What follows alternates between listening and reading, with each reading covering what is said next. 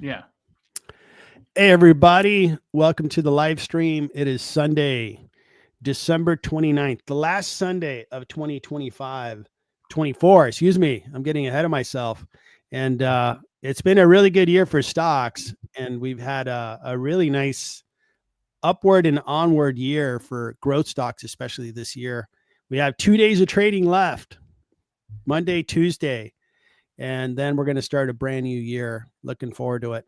It's 2 really good years of appreciating stocks, and it's been really fun to be an investor. With me is Scott with Scott's Due Diligence, and I've been a watcher of his video. I'm going to guesstimate for about 5 years. How you doing, Scott? Good.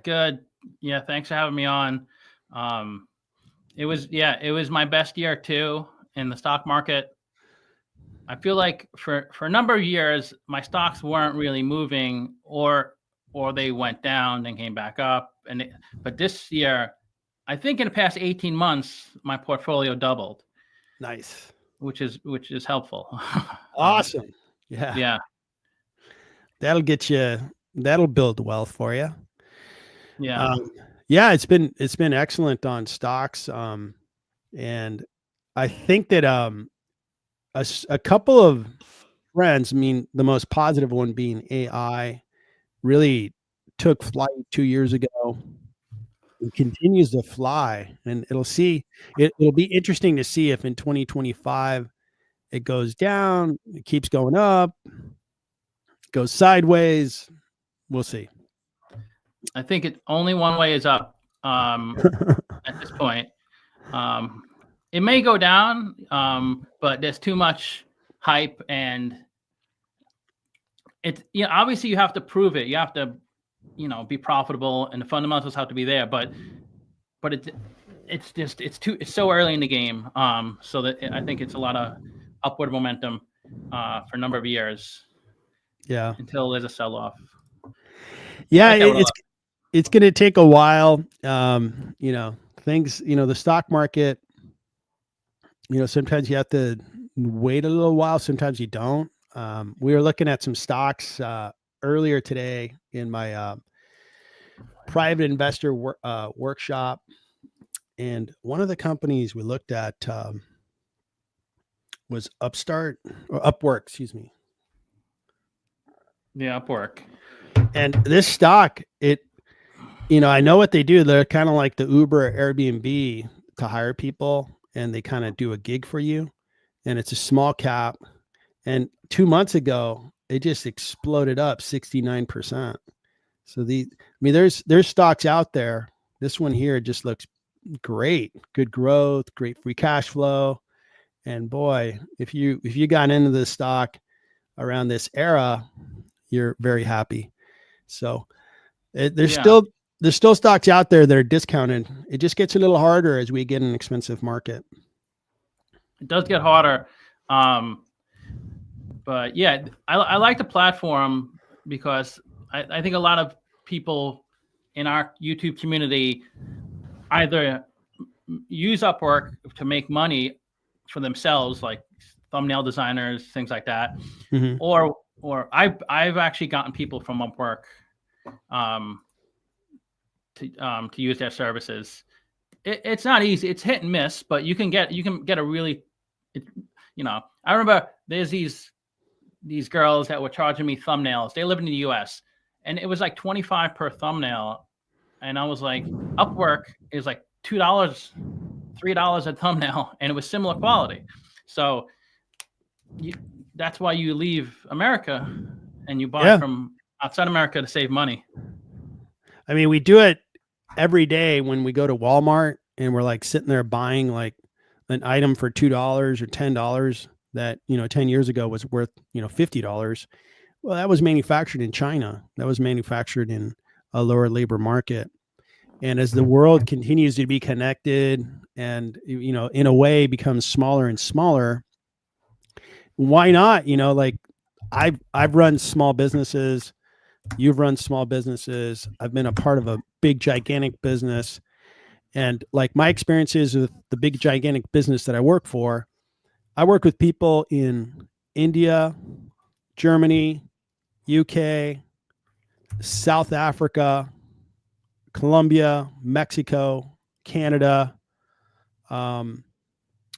China, and this is all normal. So for you to say, hey, I need somebody to do thumbnails for me, I need somebody to maybe create a new website for me, build a simple application, those types of things. Why not hire somebody that's going to do a quality job and, get a pretty good price on the work. It's true. Yep. And it's a good business model, Upwork, because it's highly scalable, high margins. That's the type of business model I like. I'm not sure if I would buy the stock myself, but I do see the appeal. Have you ever used it? Like paid Never. someone? No, I haven't used it yet. Gross margins is 76%, and they just started to be cash positive. But I should say they've started to grow their free cash, which looks great. So I'm pretty up on the stock, and I do think that small caps, especially in 2023, they were being left behind. It seemed like obviously the Magnificent Seven stocks were just crushing it, just making all kinds of money. And the small caps seem to not go anywhere. These really good companies, but they've started to really take flight in 2024. And here's a good example. This was being sold off, and in the the COVID era, boy, this thing really screamed up, and then it lost a lot of value, and it was pretty much sold off for a long time, but it's really just gotten going. And it's sold off so much that, man, I did some analysis on this today, and I'm probably going to get into this stock this week, maybe on Monday or Tuesday. Yeah. Let me show you my analysis, and love to get your eyes on it, see what you think. So I put this together very quickly, or I should say on the investor call, and taking their trailing 12 months, growing them by about 10%. I think they can grow much faster, but I want to be conservative. Their revenue growth is more around 14%. And it seems like they just got to the scale where they're producing free cash. If you study like Uber, their free cash just took off. I mean, it went from like a couple $100 million to a couple billion, to double that couple billion. Those are the first 3 years. So this could kind of have a similar path if it continues to grow. A discount rate of 9%, excuse me. And then I got to a nice intrinsic value of those cash flows based on a forecast that grows 10% for the first 4 years, and then 4% after that in terminal value. And then their cash on hand is 601 million, debt 369. So I add cash, take away debt to get to what I call equity value. Compare it to the market cap, and it shows a nice discount of 55%. So I think it looks pretty good. I actually did a video look at this, in January 2021. You want to share your screen? Yeah. Let me show you. This is, in case anyone thinks I don't know what I'm talking about. Share your screen, and I happen to think you know what you're talking about, but maybe somebody's out there that doesn't feel that. Nah, I'm joking. No, I don't really get any heat. So in January 2021, it was trading at 18. No, it was trading at 43. Simply Wall Street had them at $4. Whoa. I had them at 18, which is almost exact. They're at 17 today, right? 16? You heard it. You heard it from Scott.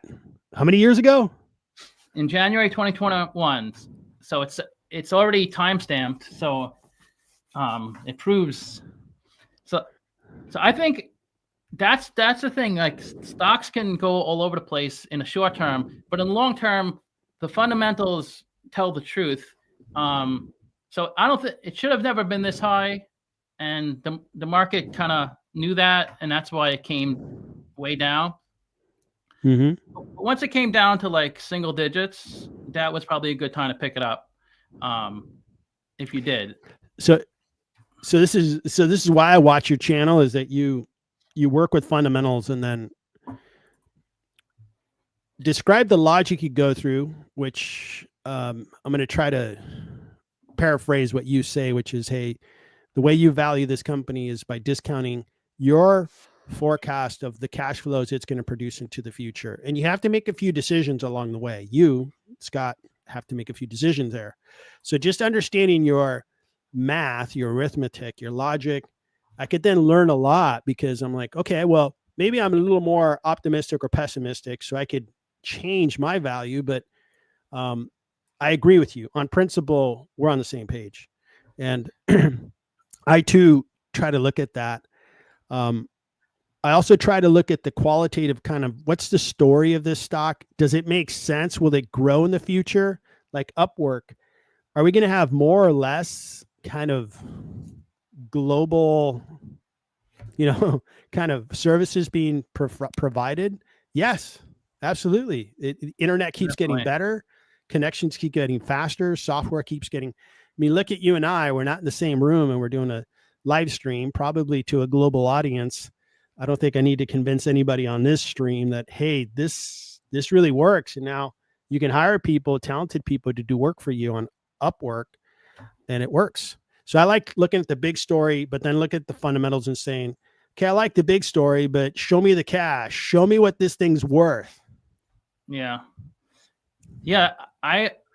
One of the first things I do is I look at really high level, macro. I want to understand what they do. And then I just kind of make a judgment. Do I like that business model? Do I see it growing?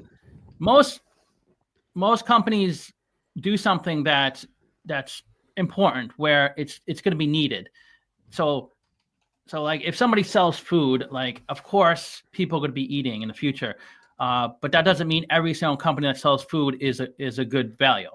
Like Costco is a good company and it's ran well. Some other supermarket chains are not. So it's pretty simple. The discounted cash flow model is just, you could just plug in the numbers, and I've shared my DCF, and then you get a result. The hard part is, like you said, everybody has their own opinion on things, and my opinion is different than your opinion, or it might be similar, but we put our own like spin on it. Where I think cash flows or revenue will grow this percentage because of how the market is and things like that. That's where that's the hard part. Yeah.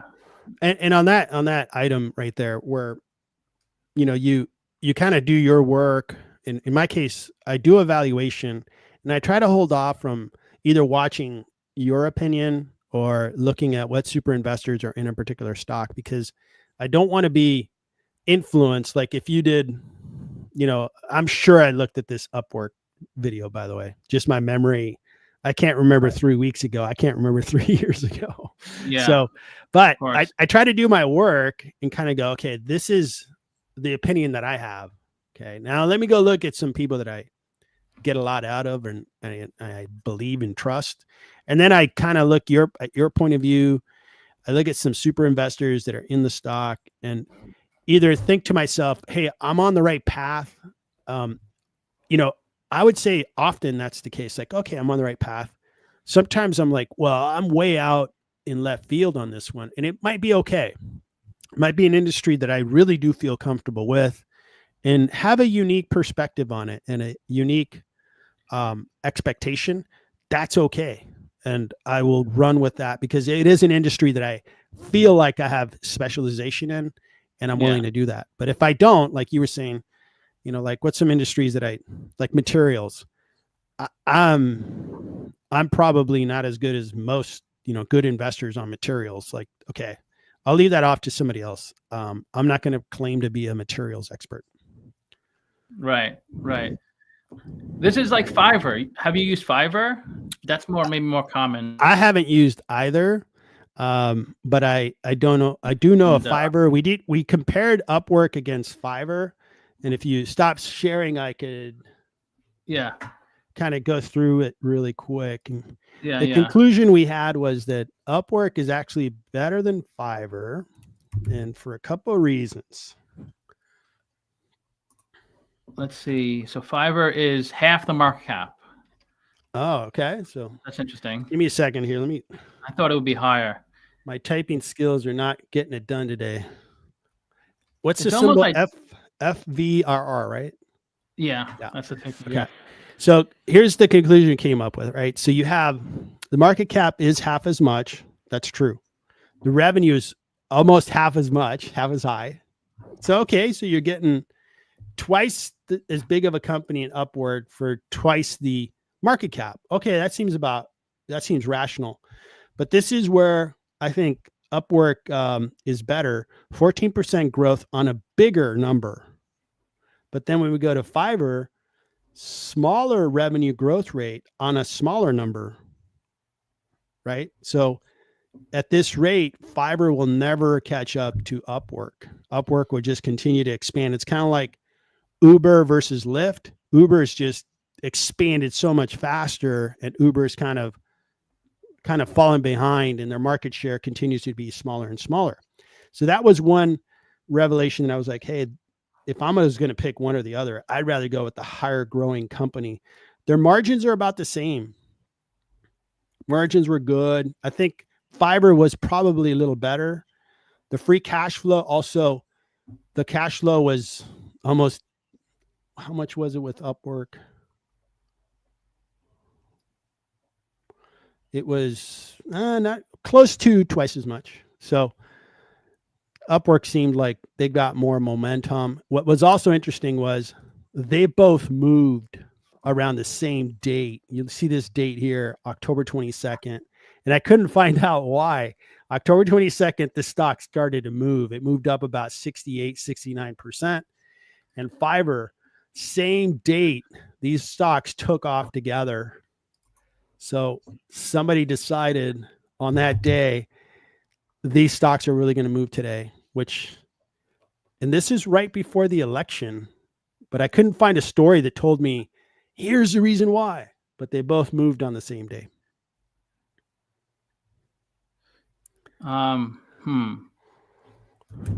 Yeah. All right. Well, you do a little homework there. Everybody, we got 25 people on the live stream. Thanks so much for joining. 25. That's awesome. When you get a big name on your live stream like Scott, what else are you going to expect? We got a lot of people on, and thanks for joining. If you would like to talk about a stock, put it in the chat. And I ask for one more thing. Let's say you had a symbol. Hey, I want to talk about Upwork, and put in a couple of reasons why you put it out there. Like, hey, I'm thinking of buying it. Hey, I'm been an owner of it. I'm thinking of selling. Hey, I think these guys are overpriced. Whatever you'd like to put in there, but just give us a jumping off point. That way we look at the stock, make some comments, and maybe take your point of view into the equation and kind of talk along the lines that we think you might want to hear some information on. So it looks like, yeah, we've got a lot of people coming in. Rotel and Cheese, you always bring it. Thanks for bringing. Thanks for attending today. Todd, let me try to see if, are there any symbols you see yet? I don't think so. Dollarama. Dave said Dollarama. He likes that. I guess as a Canadian discounted retailer. What's the I do like the dollar stores. I'm a big fan of the business model. Yeah. Okay. So Dollarama, what's your symbol? I don't know. Can't find it. Oh, DOL on the TSX. Okay. Or DLMAF on the pink sheets. Because they don't trade on a major exchange in the US. Okay. So I'll let you lead off on Dollarama. It's a $39 billion market cap company, Canadian dollar. What do you think of Dollarama? I'm not too familiar with the financials. The first thing I do whenever I look at a stock is that I just think of, do I like what they do? I'm not saying would I be a customer. I actually do go to dollar stores as a customer, but I mean, I bought women's makeup brands. Obviously, I'm never going to use that, but do I? So I just have to think of not so much as a customer, but as do I like the business model? Do I think it's there's demand for it? That's the number one thing. And if I do, then I try to learn about the company on a higher level, like how long they've been around, how many employees, how long they've been trading. And then if although I check off all those boxes, then I'll spend time looking at their fundamentals. So fundamentals are last for me because I don't want to waste, a week of research or 5 hours of research if I don't even like what they do. But yeah, so revenue top line, it was $4 billion in 2021. It grows every single year. It's currently $6.2 billion. They're profitable, positive net income.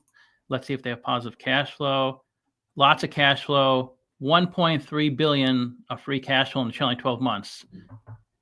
And that's based off of 6.2 billion of cash flow of revenue. Mm-hmm. Of revenue. So that's very good for a retailer. Gross margins of 47%. That's really 22% free cash flow margin. It's just great. Yeah. Unbelievable. You'll never ever see a supermarket because supermarket sells similar stuff, or a grocery store sells similar stuff as dollar store, because dollar store does have a lot of food. It's not really fresh food, like maybe frozen dinners or snacks, but they also sell a lot of stationery, a lot of things like that.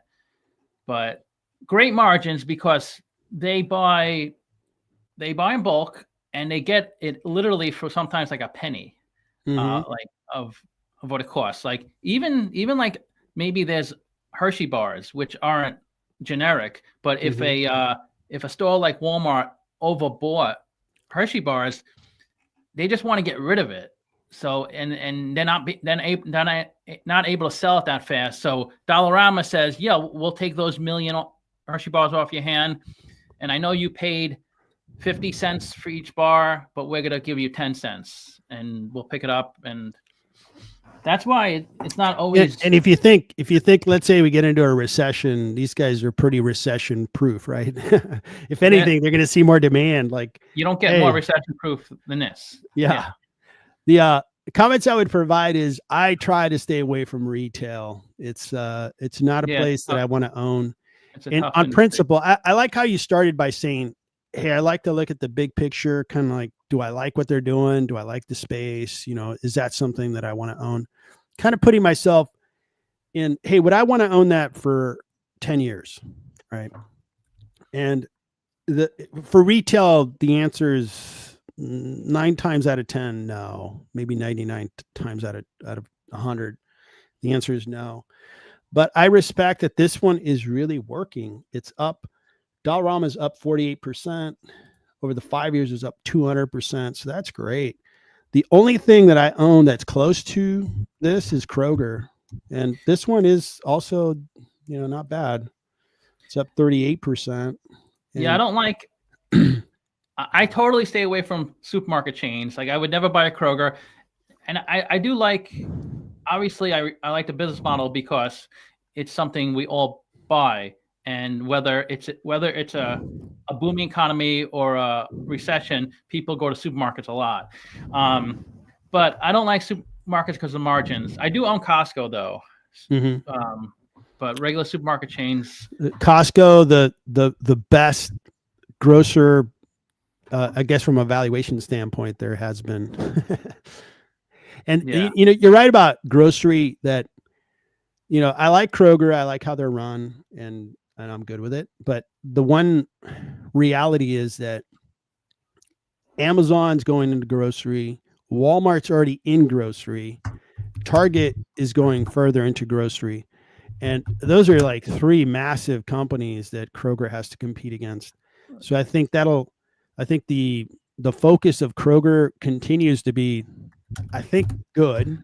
But that could be like, hey, that could be a problem in the future if Walmart's willing to sell their foods at a loss because they want people to go in and buy their merchandise, that could be a problem.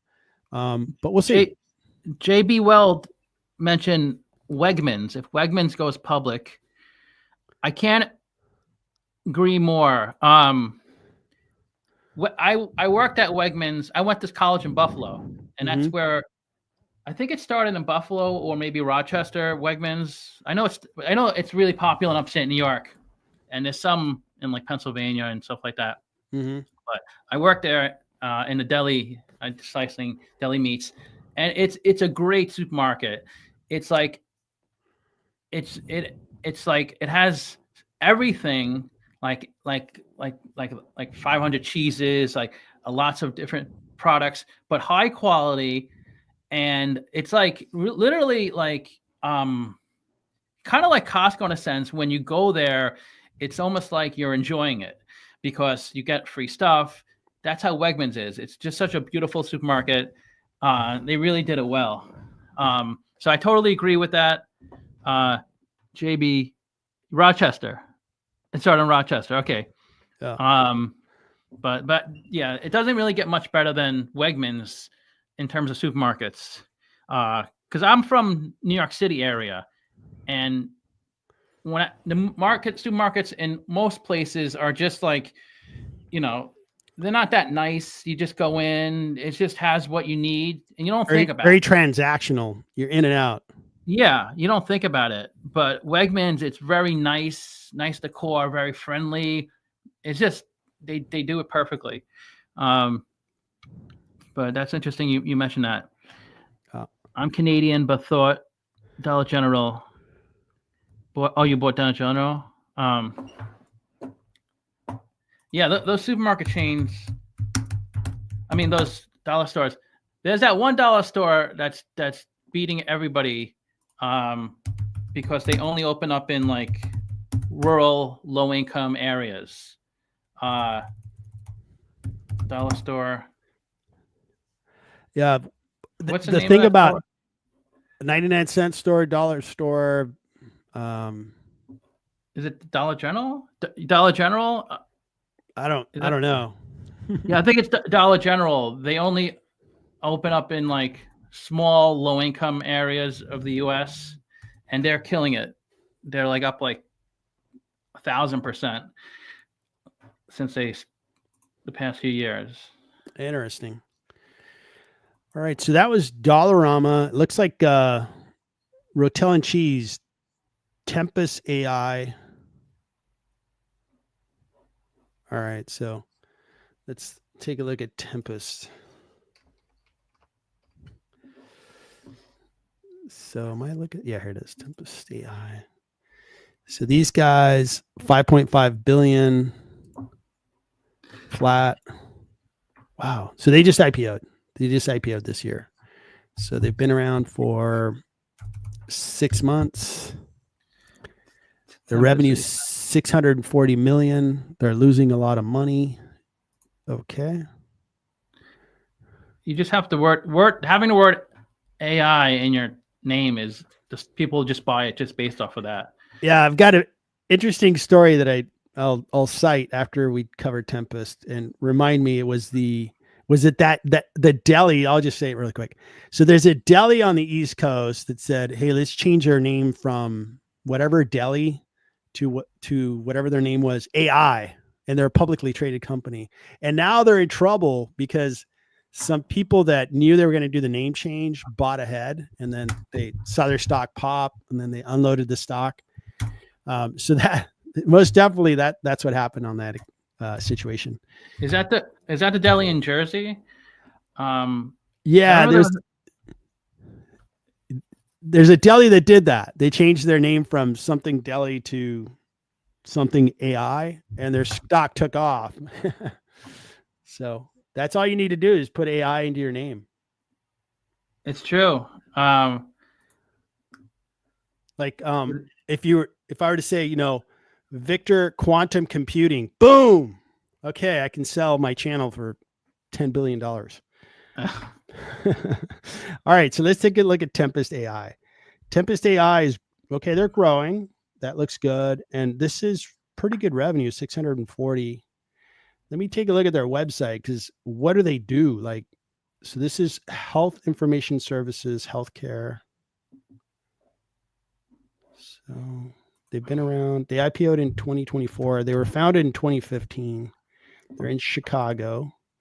So they're in the healthcare space. So what are they going to do within healthcare? Precision medicine. Now, just out of the gate, I'm like, when it comes to medicine is strictly regulate is not the right word, but there's process, procedure, there's that doctors have to go through. They've been trained to do that, and it's all FDA approved. It's all, and they have these really expensive insurances that say, well, if you follow the right protocol, even bad things can happen even after that. But if you were to say, no, right, I opened up my phone, Scott came in and he told me a bunch of symptoms. I popped him into my iPhone and it said that he was fine. I sent him home, and unfortunately he wasn't fine. Man, you would lose your insurance, your malpractice insurance. You would get sued. You would get sued personally for gross negligence. To me, for companies to say we're going to use AI in the medical experience for patients, out of the gate, I'm like, I don't believe it. It's going to take a long time for the FDA to say, okay, we understand what AI does, and we understand that it could benefit patients, because they want everything to be proven. Like, you come out with a drug, you have to go through trials, and you have to do, try it on patients. You give 50% of the patients the drug you're developing. You get 50% of the patients placebo, which is nothing, sugar water. Right. And then you see what impact you had on the people that actually took the drug. You do that. It's very expensive, and it takes a long time, because the FDA is like, we don't want you giving people drugs that don't do anything. Same thing with doctors. Their procedures are like 100 years old. Why? They don't want to kill people. They're in the work of trying to help people. So just out of the gate, I'm like, okay, all right, show me what you got, but I'm already skeptical. Yeah. And what they're going to do is urology. I mean, they're going across the board here.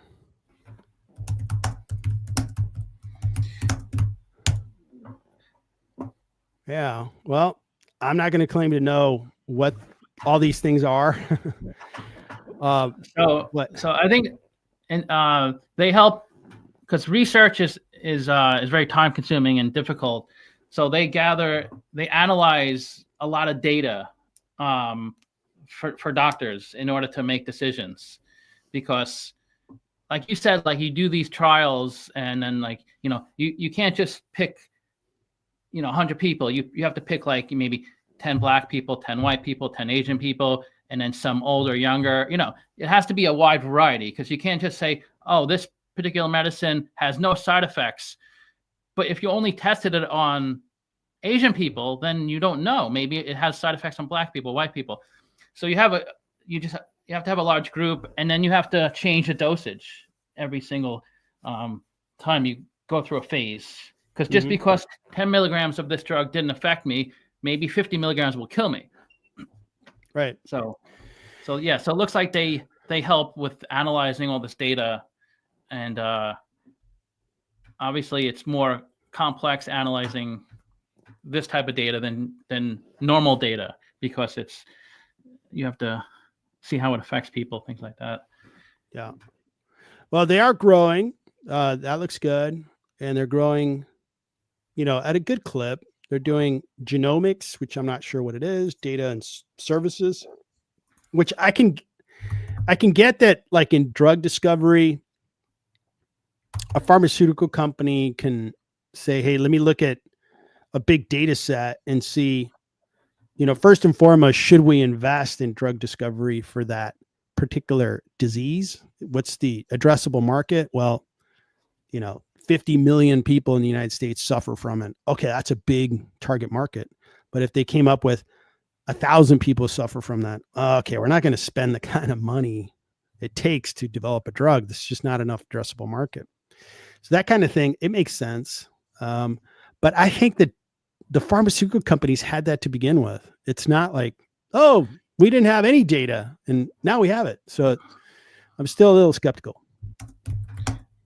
Yeah. I had a stock, Upsellera, which did something similar that I lost a lot of money on.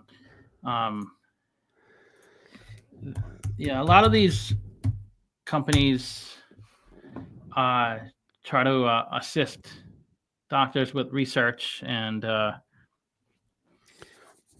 but yeah, Upsellera, I don't know if it ever rebounded from when I bought it.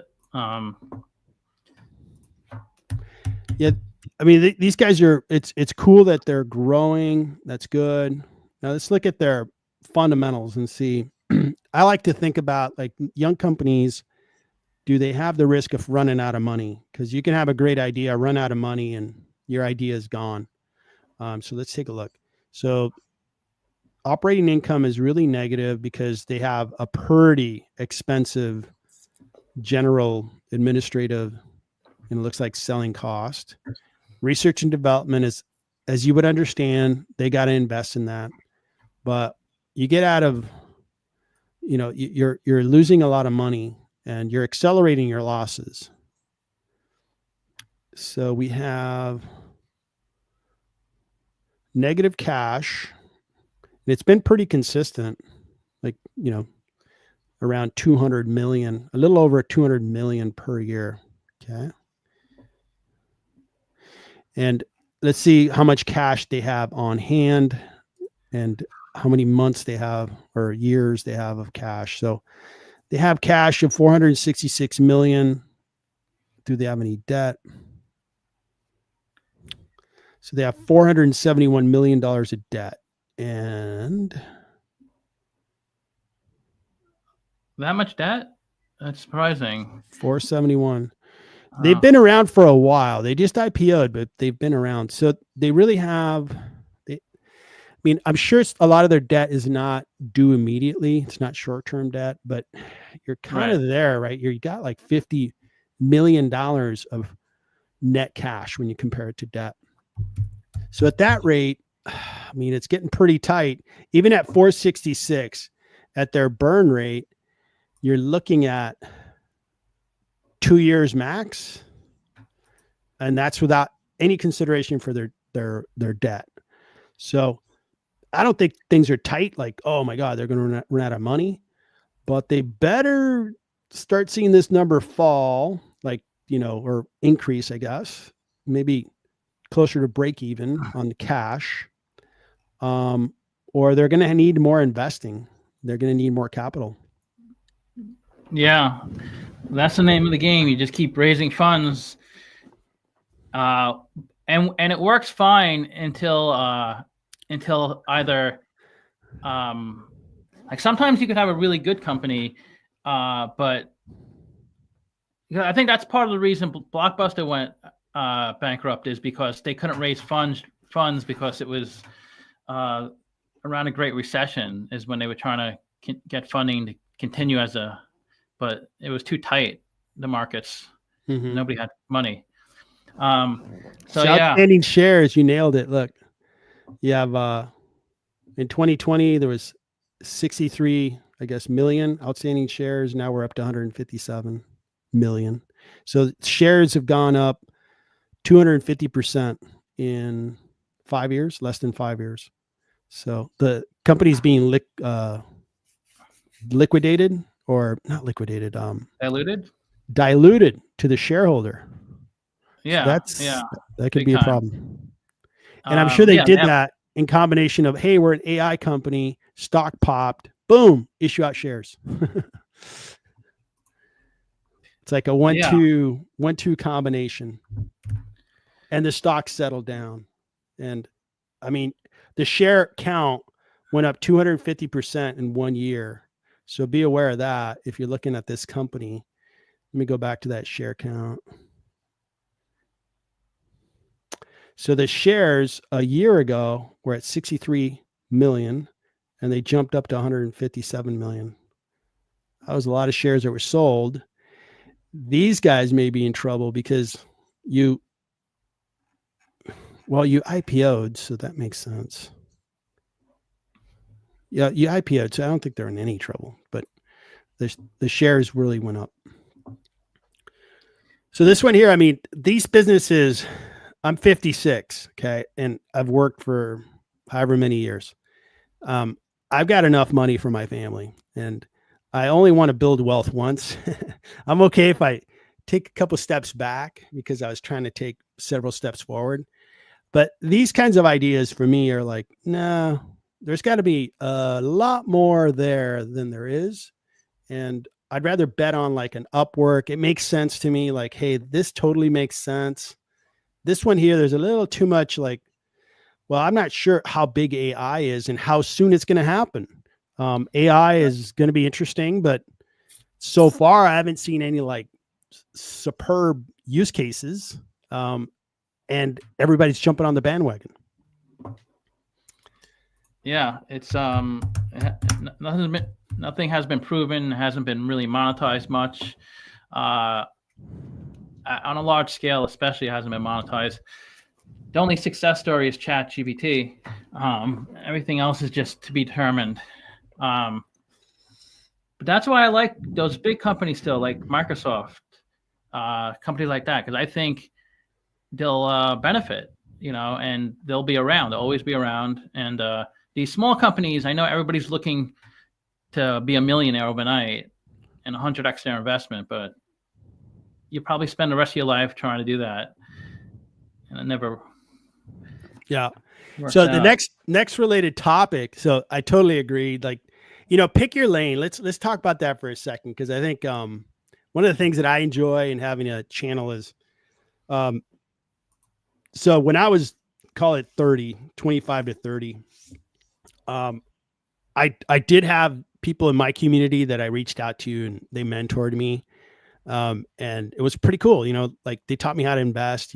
One of the things that I still like do is save more than 10% of your money. Like if you make $1,000 that month, you save $100, and always save more than 10%. You'll never run out of money. That way your lifestyle fits into 90% or less of your income and that kind of thing. And then I started dabbling into stocks and so forth. Now that I'm 56 and we're connected on YouTube and stuff, I'd love to help young investors kind of just, pick a lane that I think is going to, they think is going to work for them, help them as much as I can. And one of the things that I share is there's a lot of attention to the most popular stocks, Tesla, AI, Palantir, right?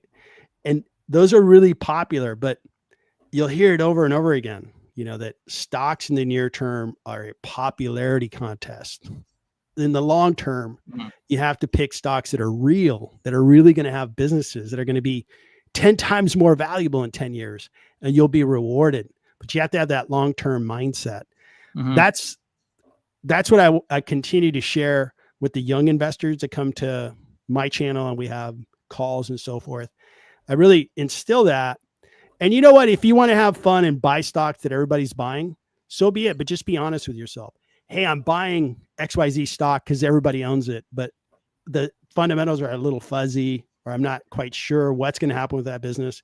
You'll be better off if you learn a process that is going to be repeatable, and you get better every year, and you wake up every 5 years, you wake up and your net worth more than doubled.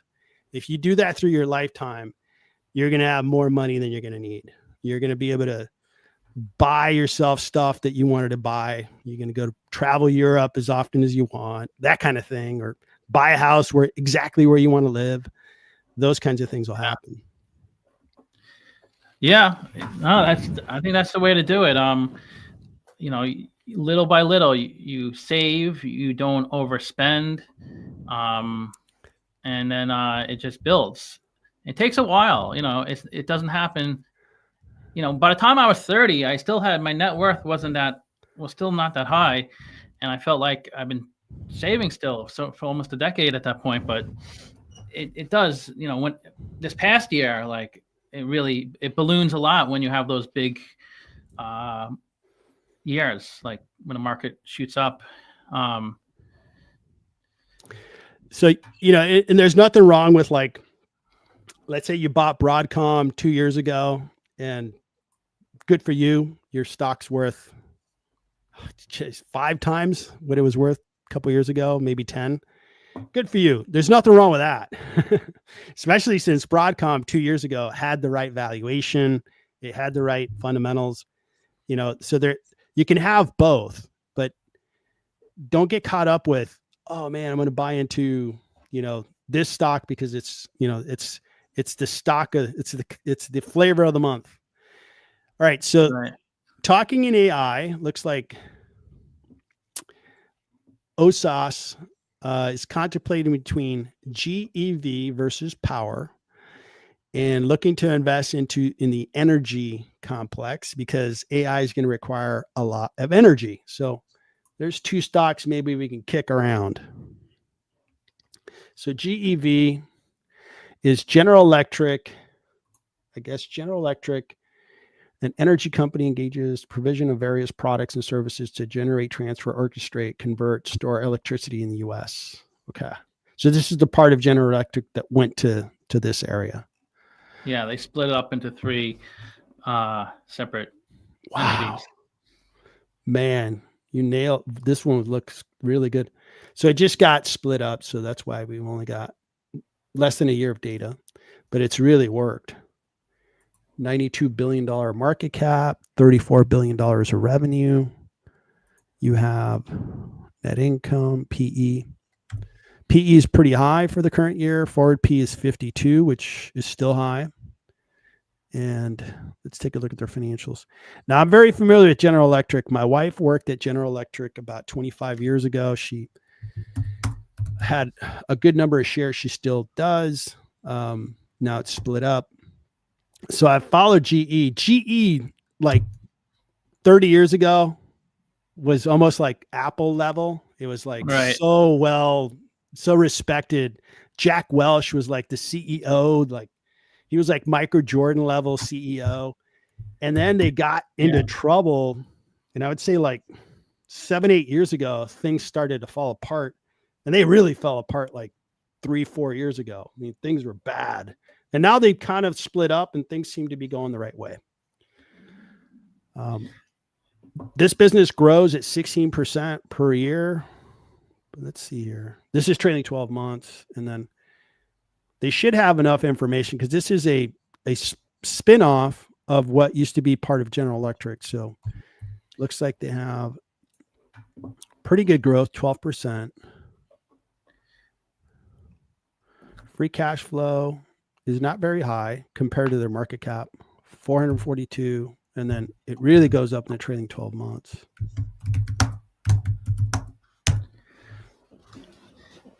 Yeah.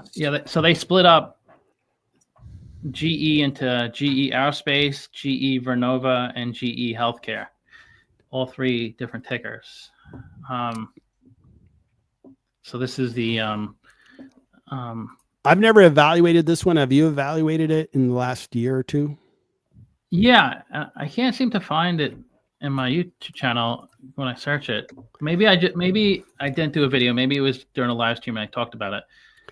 But high level, I think this is way overpriced. And a couple of things like that I look at is, okay, so the revenue growth is good. It is a big number, going from last year was 33 billion and you're growing it quite well. You had a letdown year. I'm not sure why. And their free cash flow trailing 12 months looks good, but they had negative cash before.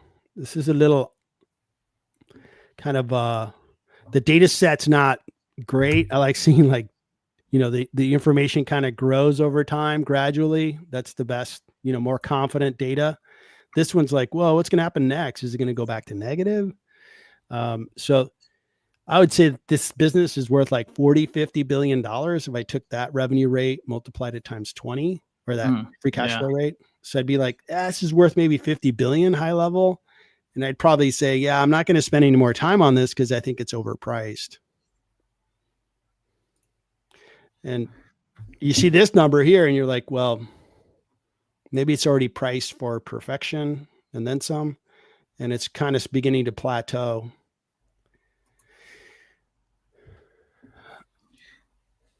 So if you don't have any other comments on GE, I wanted to ask you kind of a related question. Mm-hmm. So you hear the AI story. Okay. AI is really going to change things. And it's interesting. I'm just not sure how quickly and what it's going to change. And then right after that is like, oh, and utility companies are going to have to really grow because the power consumption is going to go through the roof because data centers have to consume so much power to drive those GPU superclusters to build the large language models. I understand that logically. But the thing that I haven't seen is like in California, right? We used to be notorious for blackouts, and we haven't had a blackout in a long time. And right.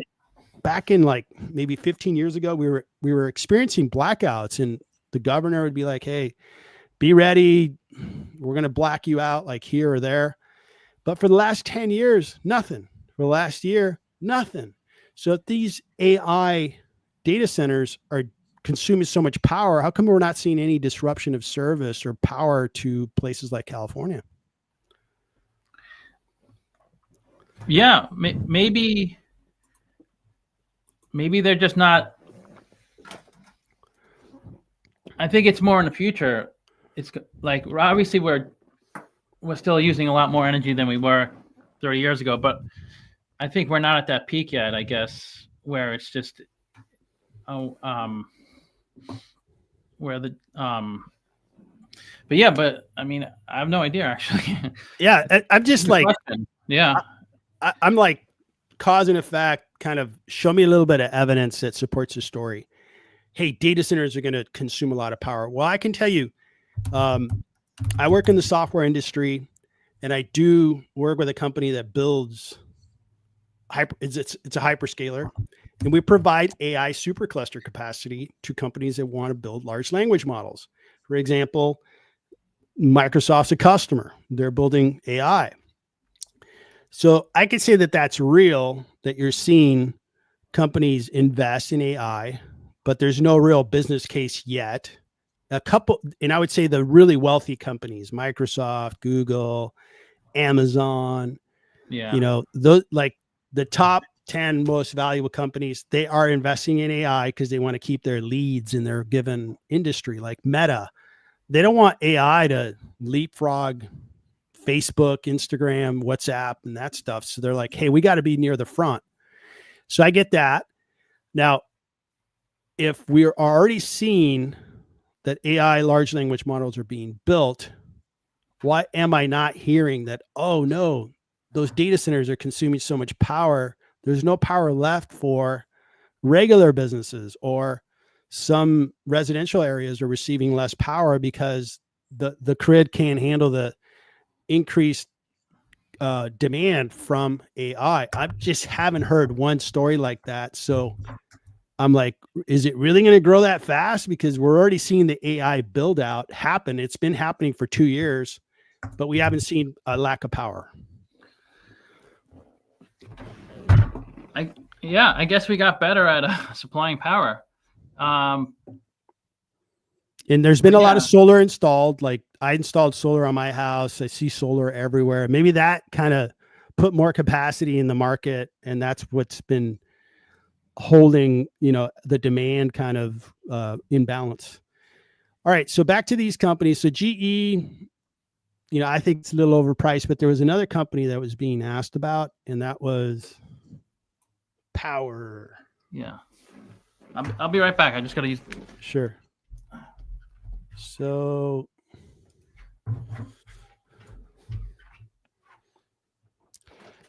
Power is Quanta Services, provides infrastructure solutions for electric, gas utility, renewable energy, communications, pipeline, energy industries. So these guys provide the infrastructure, not necessarily generating power itself and selling it. They're doing really well this year, up 50% and up just really, really nice rate, 683%. Incredible. These guys are a 47 billion market cap company, revenue of 22.9 billion. They've been growing really well over the last 3+ years because they do have a big revenue number and they've grown really well. Okay. So that looks good. Revenue. Looking at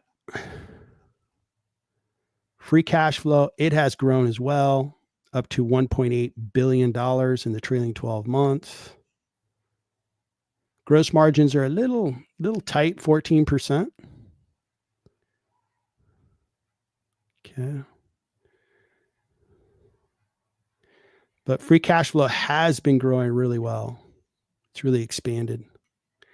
The one question I would have in this one, and I'll look at it later, is did they acquire businesses? And that's maybe one of the reasons why they've had a jump in revenue. I might take a look at that next. Taking a look at their balance sheet. Cash, $764, $5 billion of debt. EBITDA is 1.87. So that is a little bit of a concern. Debt to EBITDA. No, it's not. Why did I think it was a concern? So 5 billion. EBITDA is 1.8 billion. So that would be, 2.5 times. Not a concern. Their balance sheet's fine. All right. So 47 billion. So let me look at, so if anybody knows in the chat, do you know if they acquired businesses or is this organic growth? Because if this is organic growth, that's pretty incredible. That's really, really impressive because they were a big company to begin with. Now they're even bigger. If they acquired a business, could be a smart idea. It's just not as impressive as organic growth. Looking at where they're at with free cash flow.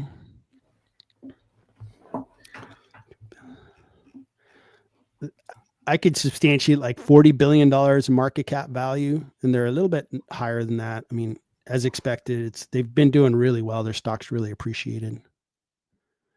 So I would double check to see if they did acquisitions. If they did, I'd be more skeptical. If they didn't, and they're really growing organically like that, maybe this is a stock that is looking great, and maybe something that could be bought on a good pullback. But those are my comments. Hey, Scott. Hey. Somehow you were taken off the stage. Not sure why, but welcome. I was trying to close the window on my main screen, but it was on the this screen when I closed it. Which you were looking at PBR or PWR, Quanta, PWR. And these guys do it like they provide like the infrastructure for a utility. Like, hey, I want to expand my energy power company or utility. They would sell them the infrastructure for that. Is the way I understand. Wow, they've done really well since COVID. They like 10x. Yeah. 36 to 320. Jeez. It's these stocks that aren't that well known. You could make a killing on. Yeah. I guess you just got to do your homework. But their growth isn't phenomenal. Like revenue doubled since 2020. It's not like. Yeah. The question I had was, did they get that growth organically or did they acquire, or was it acquisitive? And because they're doing, I mean, this is hardcore infrastructure, right? And that's like huge growth. That means they hired a lot more engineers. They did a lot more. So let me see what they're. Yeah, most big companies they acquire. But yeah, I have a hard time like knowing was the growth through acquisition or through organic or combination, but it's more of one. Because if you're growing, but it's mainly through acquisition, it's really not that impressive. Yeah, I agree. I mean, some acquisitions are genius, right? Like Meta acquired Instagram, genius. Yeah. Google acquired YouTube, genius. Like, man, even Microsoft, right? They acquired DOS, which was their original product. They acquired Excel, Word. They kept acquiring really smart products that were the right products. So that does work, but this is kind of infrastructure. So I'm going to try to scan to see maybe if we go back in time. Or you know what? Let's use AI, since I've been a really pessimistic on AI.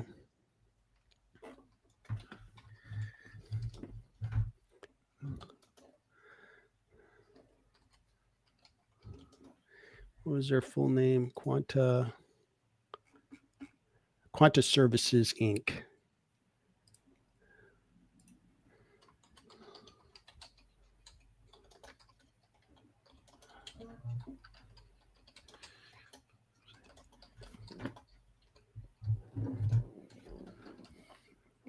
All right, Gemini. Let's see what AI is going to do for us here. Here they are. So they acquired Blattner Holding, William E. Groves Construction. So they did acquire a few. How much these companies? So these guys do a lot of construction, and construction is not really profitable. It's somewhat cyclical. You know what I mean? Like you have like a build out and then revenues collapse. So be aware of that. So yeah, there was a couple acquisitions in the past. Yeah, it doesn't look like anything like major. So maybe it was organic. Well, I guess the infrastructure is being laid down. These guys are doing it. People are excited about it. But they are a construction company. I think I showed when you were away, the margins are not great, right? The gross margins are 14%. It's like construction. It's not Meta 80% or Google, Microsoft at 80%. Yeah. So AI related, I wouldn't be interested in either that we covered. And we will see. Here's a question. How do you think the market's going to do in early 2025? I mean, I'm still bullish. I think there's a lot of momentum. And with Trump in the White House, I think the market likes that because he did really well last presidency. So I know there's going to be a correction, and then the bears always say, "Oh, we're doomed. It's going to be the worse than the Great Depression." But they've been saying that like for 15 years now. So, but the corrections are so fast. Like the COVID correction was like 6 weeks. 6 weeks later, it's back to where it was. So I think it's kind of like you rinse and repeat kind of thing. You get rid of these unprofitable companies, and then the ones that the FANG stocks are just continue growing, and then you got stocks like the mid cap stocks, good ones keep growing. So I'm bullish. I think next year is going to be a good year, but it's hard to imagine that it could be better because it went up so much. I'm showing the S&P chart last 5 years, up 84, and then NASDAQ's even better. Last 5 years, 119% rate of return. I felt like in 2022, the market did take some medicine. It was like, hey, stocks really ran up nicely. Great. But the market had to take some medicine. Like, guys, stocks were just a little too overheated. The market sold off. Good. Now we're like, okay, are we like just crazy valuations? No. Would I be surprised if there was a little bit of medicine and a pretty good pullback in 2025? I think it'd be reasonable and maybe even welcomed. Like some investors going, geez, man, like Palantir, let's look at what's their PE like for Palantir? Probably like 1 million. It's only 378. 378. that's just insane. And you look at their growth and I'm like, that is not like, it's 24%. It's like, whatever, 24%, you're 2.6 billion in revenue. You're not changing the world. Changing the world means you're growing at 200%. It means you're like just on a growth pattern for the ages. These guys are not it. I mean, I showed Upwork was growing at 15% or so, and they're about the same, a little bit smaller, but they don't have anywhere near like the metrics that these guys have. Those kind of situations, either Palantir is going to be so awesome that I'll be back on the channel 2 years from now going, I just was so wrong on Palantir. But yeah, I owned it too. I sold it. Oh, no. Jeez. One of my buddies, I saw him yesterday. This was his big position, and he just sold 80% of it. Recently or like, a long time ago? He sold it last week. Oh, wow. So he did well. He wouldn't stop smiling. I was like, what? Are you like, do you have a medical condition? He's like, no, just feels good. Yeah. I can imagine. Good for him. Yeah. So back to like the market, right? Like we'll see where things go. It's a great time to be a stock investor for a lot of reasons, right? Like first, access to like how to invest, knowledge to invest. You get to pick however you want to learn. You're a textbook learner, lots of good books. You can go kind of instruction, kind of like by word, and then you put it into place. You want it brokerage. You don't have to pay any transaction fees when you buy stocks now. You're more like a learner like me, which I learned from, watching others and kind of doing things as a group. Boy, you can watch 100 different YouTube videos, try to select the ones that kind of align with how you want to invest. So you have access to great information, pretty much no transaction fees anymore. And you have really an access to a community online of people that are maybe like-minded, that are investing, that give you maybe some real life. Hey, this is what I'm doing. This is what's working for me. Hey, here's something that I did that didn't work. It backfired, and here's how and why and so forth. And there's a lot of value there. You kind of get more experience by listening to others, and you didn't have to pay for that and so forth. So it's a great time to be an investor, and you have an upward market. Who doesn't like 119% appreciation on the NASDAQ? I know, it's a great time. I mean, if you were, some people play it safe and just pick high dividend paying stocks.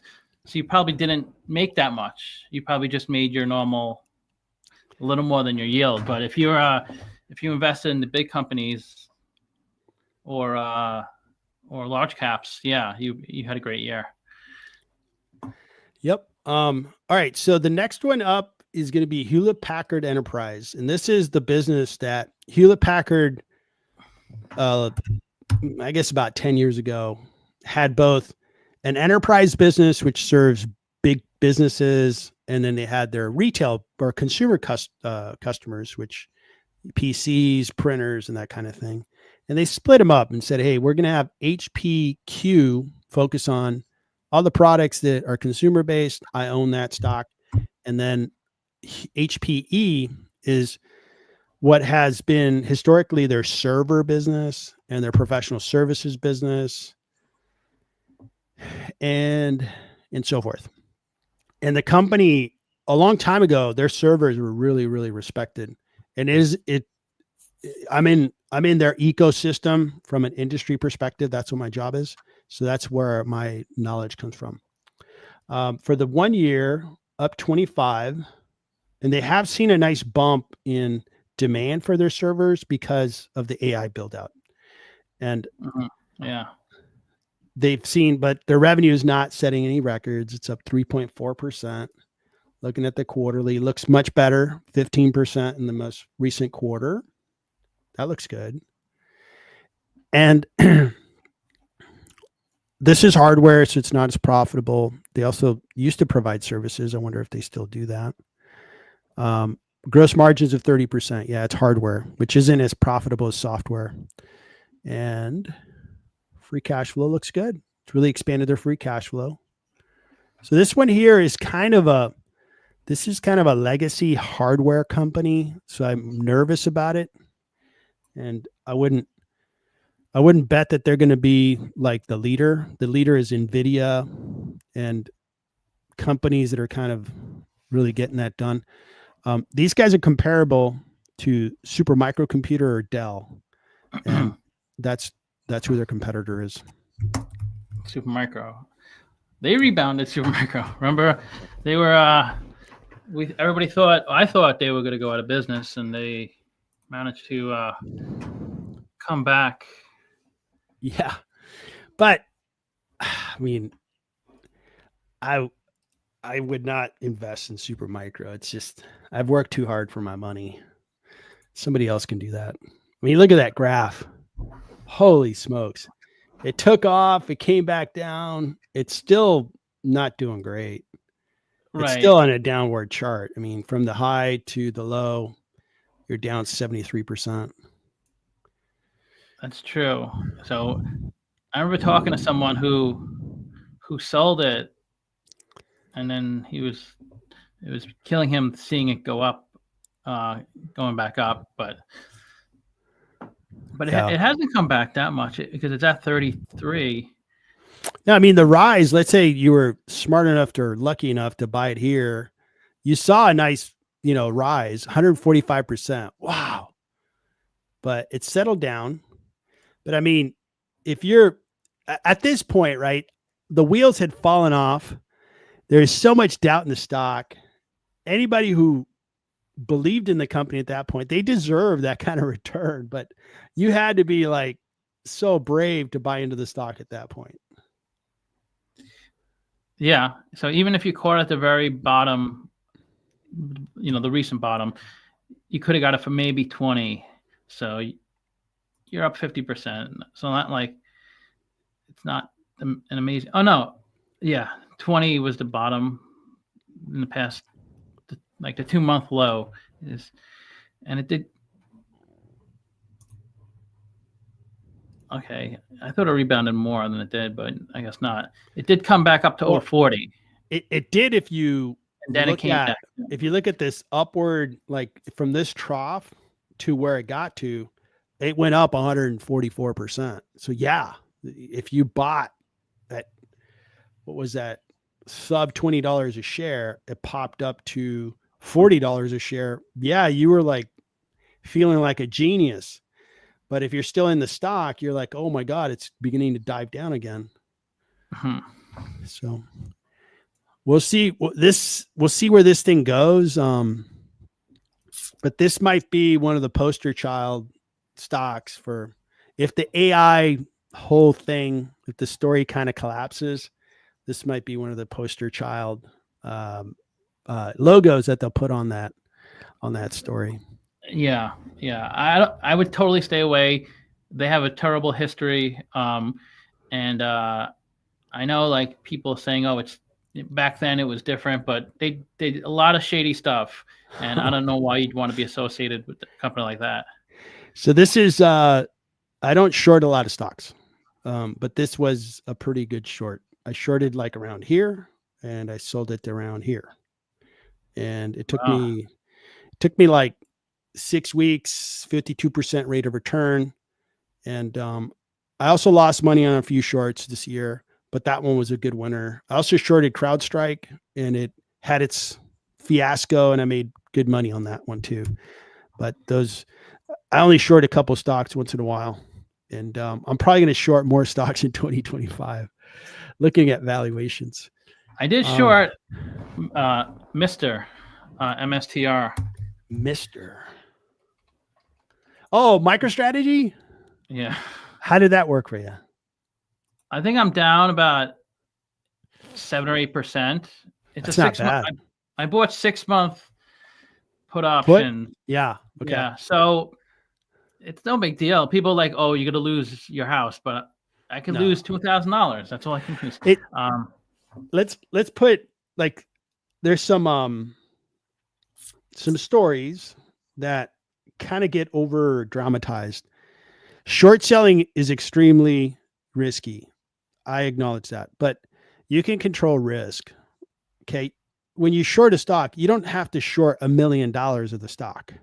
You can short $1,000, $10,000. You could also put, hey, if it goes down, or if I'm down 30%, I get out. I paid for a lesson and I'm out. Or maybe you go up to 50%. But Right. at that rate, you didn't lose a whole lot. I mean, you look at some of these stocks when they cratered in 2022, that was not all that uncommon for you to be down 50% in 6 months on stocks. So it's not like, oh my God, shorting stocks is like, the devil's brew. And if you ever touch it, it's going to kill you.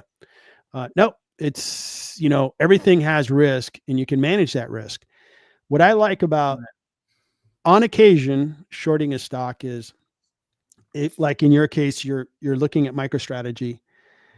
This is a little bit kind of insane, right?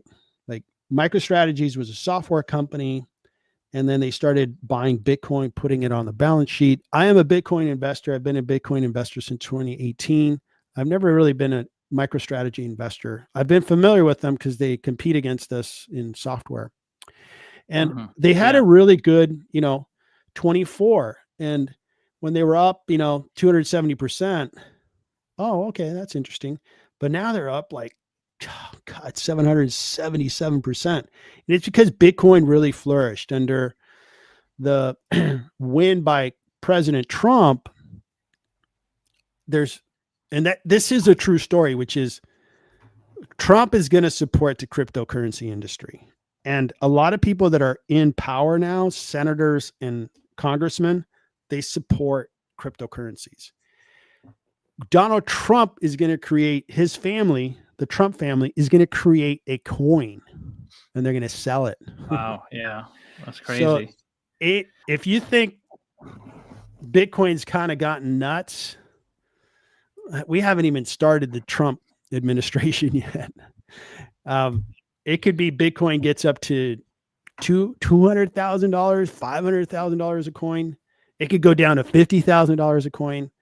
I can't tell you exactly what's going to happen, but I continue to buy Bitcoin, and I think it's going to be a $500,000 per coin, return over the next 4 years, because I think there's just too many things that are going to help Bitcoin thrive.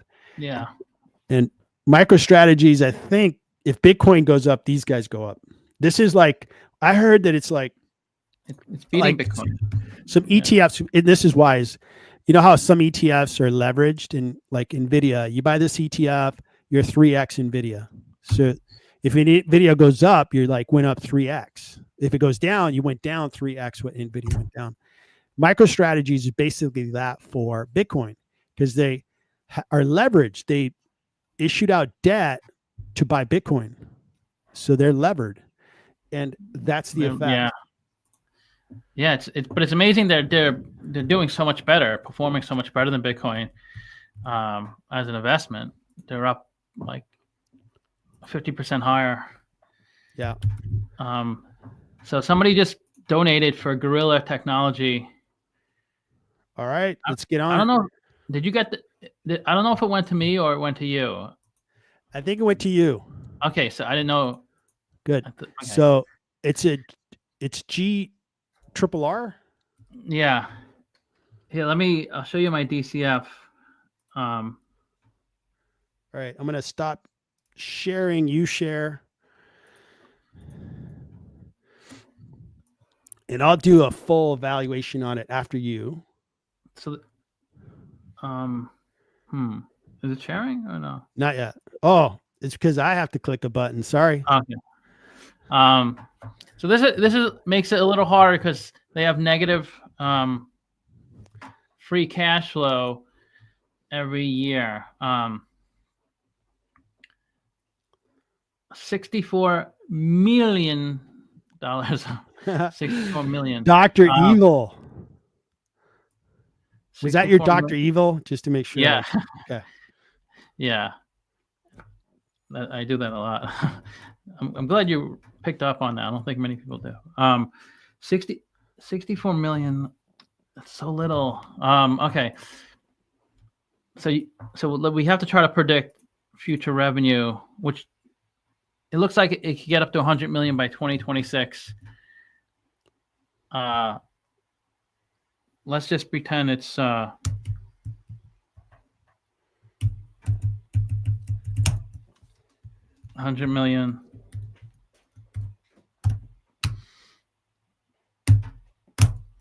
And then 200 million. Khaled, yeah. No, Khaled, I knew it was you. My friend from the Netherlands. So if it gets...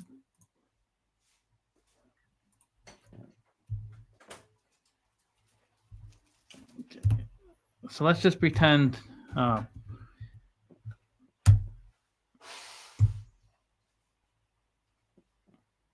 okay, so negative 10 million of free cash flow next year, and we'll do negative 11. And let's just say if they could convert 10% of their revenue, and this is kind of how I do it.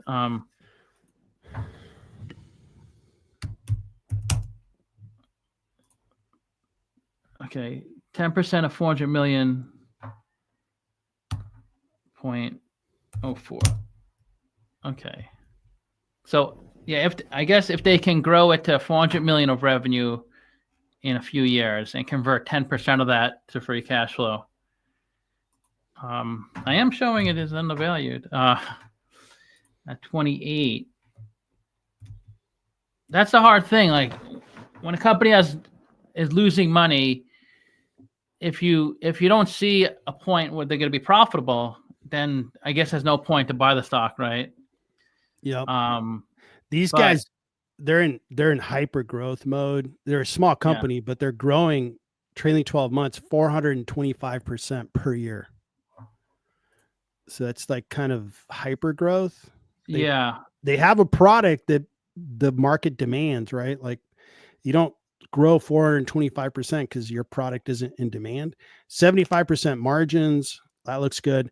Their free cash flow is negative, but if they scale up, that's got to hit positive very fast because you're growing that quickly. The revenue went down 50% from 21 to 22, and then it grew.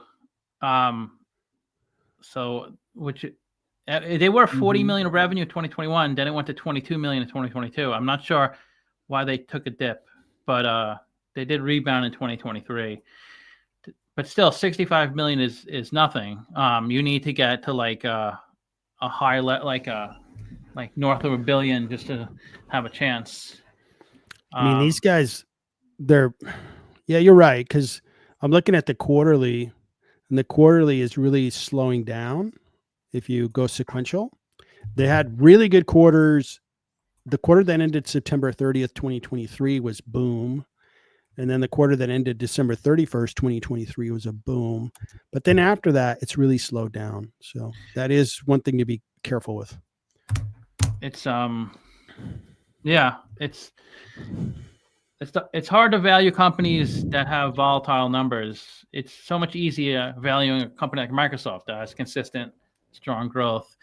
That's why it's kind of a guesswork. StoneCo, they did have positive free cash flow in prior years. It is negative in the trailing 12 months. They had a lot of free cash flow, or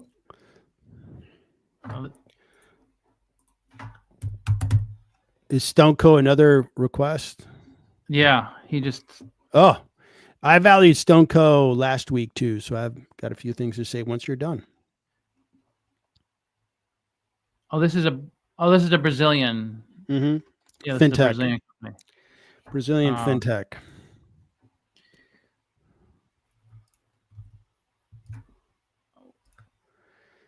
Okay, let's keep the negative. Can they get to 100 million? Well, they did have They did have 2.3 billion. That's in their currency. Yeah, the real.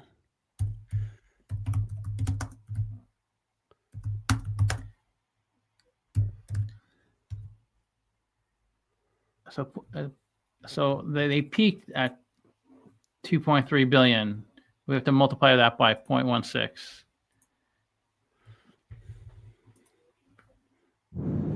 Equals 2.3 times 0.16.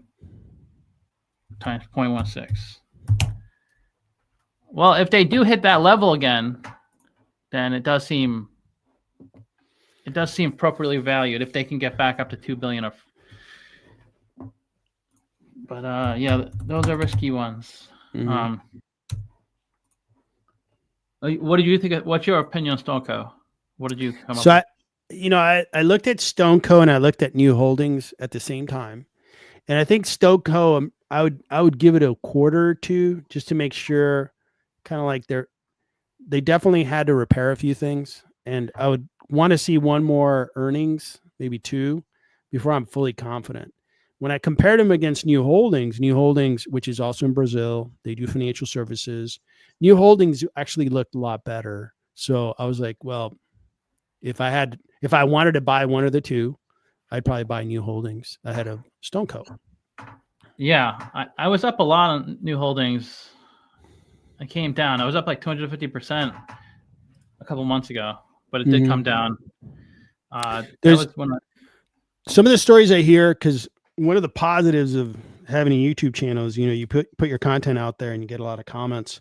Right. And some of the comments were like, hey, there's inflation in Brazil. And that was the biggest negative comment. And the one thing I would say is 25 years ago, as mentioned, I'm in the software business. And one of the things that I've done for 30 years is implementing accounting systems for companies, and big companies, little companies, like the system that Meta runs. I'm an expert in that system, Google and others. And back then, 25 years ago, Brazil had high inflation. It's not new. And what you do is, Right. here a company closes every 30 days, and that's your financial close. You close your books, you report it, and you say, hey, this is how much money we made in the month of November. Well, with high inflation in Brazil, what they do is they have to close every day. Then you kind of encapsulate the changes in the currency, the fluctuations. Then you encapsulate it every single day. And then at the end of the month, you have less variances and you're able to control it. So I think the comments that are out there around Brazil that, hey, they're high inflation, so it's like not touchable. Well, Brazil's been in high inflation for the last 30 years. It's not new. Other countries are too. So it's not necessarily oh no, I need to walk away from that investment. Not in my opinion. And that's how I see it. Yeah. Brazil, they've always had inflation problems, but it's the one country in South America that seems to get like a lot of interest from investors. Like you'll rarely see a stock from Chile or Argentina or Uruguay. You rarely see those stocks from those countries, but you'll do. Brazilian companies have a decent amount of activity, so it's like in between, right? From a what excites me about Brazil is organically you have a lot of addressable market. You think about countries like Brazil, Colombia, to some extent Argentina, although Argentina is probably a little more advanced than Brazil, and Uruguay and Chile, Mexico, is like we take for granted that, hey, we've all had like online banking for how many years? 30 years, 25 years. We kind of do everything on our phones. We take everything for granted, but there's actually a person in Brazil that's buying a smartphone for the first time in their life. And that's a new organic user. There's families in Brazil that are kind of coming into the mainstream kind of digital finance kind of economy for the first time. We don't have that in the US. We don't have that type of that organic growth happened here 20 to 30 years ago. it's happening in Latin America, and that's true organic growth.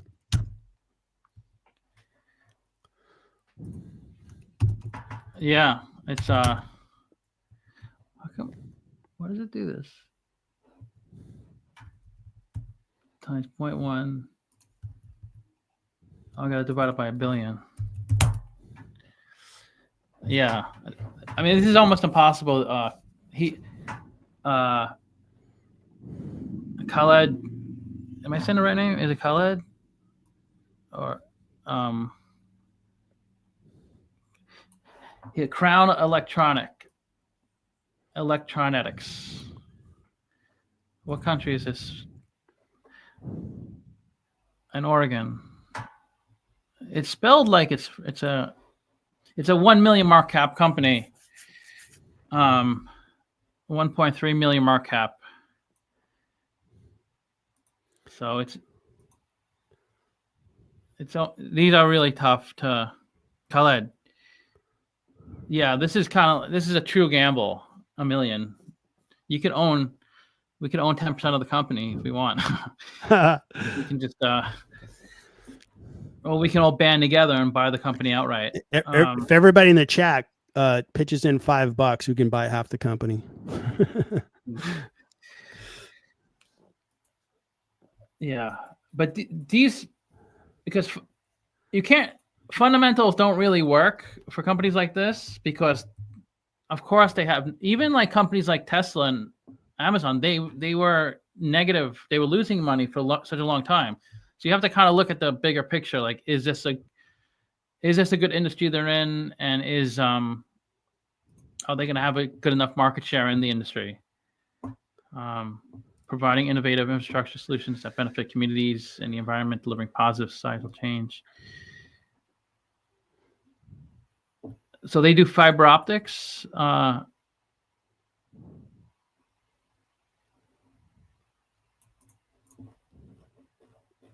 Water. Okay.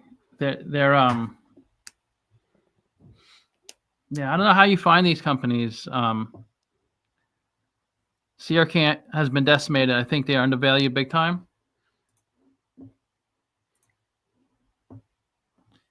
Yeah, I mean, do you ever invest in penny stocks yourself? Nope.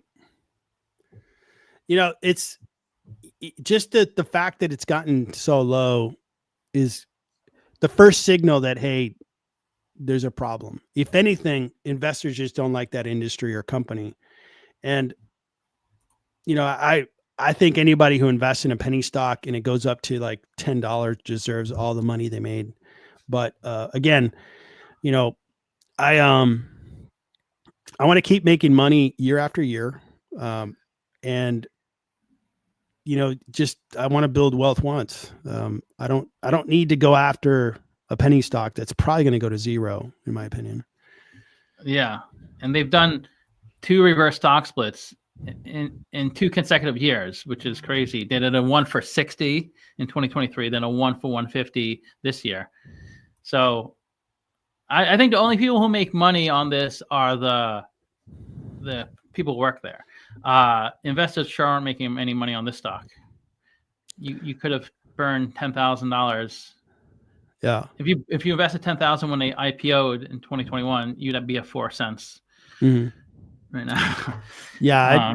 Again, you know, pick your lane as an investor. But again, if I was speaking to a 30-year-old investor, I'd be like, look, what are you going to learn from investing in a penny stock that's going to be repeatable? Like if you, let's say you picked Upwork as an example. A young investor brought that up in a call that I had earlier today. And I was like, you know, way to go, man. That's the kind of stuff you ought to be finding. And that teaches you that, hey, that's an expanding market. It's a new economy market, right? Upwork, it's, you know, going to go places. And then go find the next generation of, you know, whatever, you know, the companies that are going to be big in 5 years. You can find them if you have built your skills to find good quality companies that are going to be expanding. But what do you learn if you go after penny stocks? It's like kind of how to look at really distressed, troubled companies and see if there's one that maybe is going to go places. Well, that's a lot of time and opportunity cost. Maybe you could have found the next, I don't know, the next Apple, and then rode that up. And along the way, you ended up finding 5 other companies that are high quality because your research took you to a very fertile part of the market. That's where I'd rather play. And I think it's funner to play in that because in my case, I'm trying to put some of my business experience and try to see where the economy is, what industries I believe are going to win over the long haul, which ones are going to lose, and then make my best investments. While I have the floor, let me just say hi to Costa. He's another YouTuber. Appreciate you joining. And I don't see Costa make a lot of videos. I wish he'd make more videos. What's the deal? Do we got to pay him? Do we got to pay him to make videos? But anyway, the videos you make, Costa, are excellent. It'd be great to see you make more videos. And Cost, you mentioned, I think you're going to start doing consulting. I think he posted something. He's going to start a consulting company. So I wonder how that's going. I hope it goes well. Okay. Yeah. So this is. Well, this was an excellent stream. Thank you so much. I appreciate it. And I think we can kind of bring it to a close if it's all right with you. Before I bring it to a close, just, hey guys, I've got a community of, you can pay into a community and then you can join me and others on weekend calls. We talk about stocks. We talk about investing, skill sets and stuff like that. And look at the details in the stream if you'd be interested in doing that. Also, when you're on these streams, your name will be highlighted, so it's easier for us to pick out members that are paid members, and then we can look at what your comments are and maybe go research the stock symbols you're suggesting a little quicker.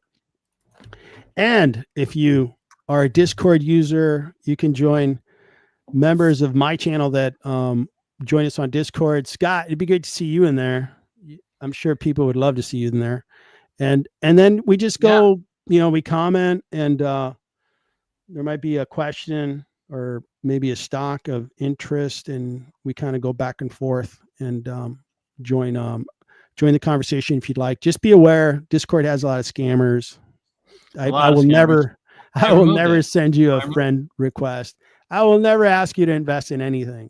So if anybody ever does and they're using a copy of my profile, so be aware of that. And that's it, man. I really appreciate you joining me. It was a pleasure. Yeah. And while we're at it, let me say Happy New Year. Let me wish you a prosperous, healthy 2025. I hope you kill it again. Yep, you too. I hope Meta doubles. I hope we make a ton of money this year. Everybody in the chat, I hope people have been listening to. I've been talking about Meta, and it's not like a pump and dump scheme. I'm highly invested in it. We saw a 500% return, or 600% from bottom to top in 2-3 years. So, it's my number one position. Just to co-sign that what Scott's saying, it's my number one position. I don't think the Meta AI business is priced into the stock. If that thing becomes something, it's worth a lot more. Definitely. Okay. Well, thanks a lot, and Happy New Year. And I'll see you guys soon or in the new year. All right. Thanks, Scott. Okay. Bye.